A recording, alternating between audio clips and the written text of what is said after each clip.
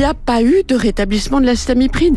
C'est faux de l'affirmer. Le texte va donc bien réintroduire 2 pesticides interdits. Oui Léo, l'acétamipride et le flupyradifurone, après le vote définitif du Sénat aujourd'hui, ils pourront être réutilisés sur le territoire de manière dérogatoire. Aucune étude sérieuse ne démontre que l'acétamipride est cancérigène. Mais il y a des études quand même qui existent, qui décrivent des effets très néfastes sur le développement du cerveau. Des sénateurs ont pris en otage cette loi agricole pour faire entrer au forceps la réautorisation de pesticides dangereux pour le cerveau des enfants. Nous sommes plusieurs groupes, dont le nôtre, à avoir déposé un amendement de suppression de la réintroduction des néonicotinoïdes, ces pesticides qui empoisonnent les enfants, et que nous apprenons que le gouvernement les a tous rejetés. Il était déclaré de la part de l'entourage du Premier ministre que le gouvernement laisserait le Parlement trancher. L'ensemble de votre loi revient sur le principe de non-régression environnementale, qui est l'un des principes fondamentaux, il me semble, de notre Constitution.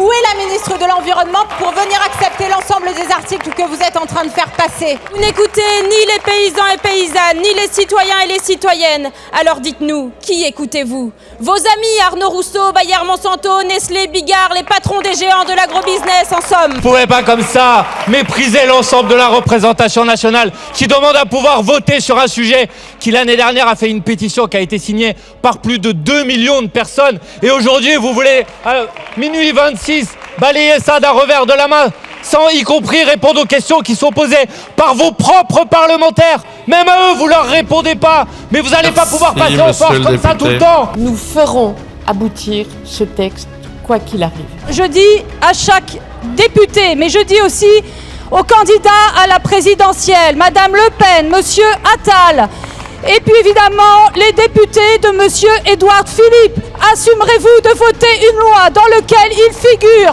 la réautorisation de pesticides dangereux pour les enfants? Je mets aux voix par scrutin public le projet de loi tel qu'il est issu de la commission mixte paritaire. Pour 296 contre 224, il est adopté.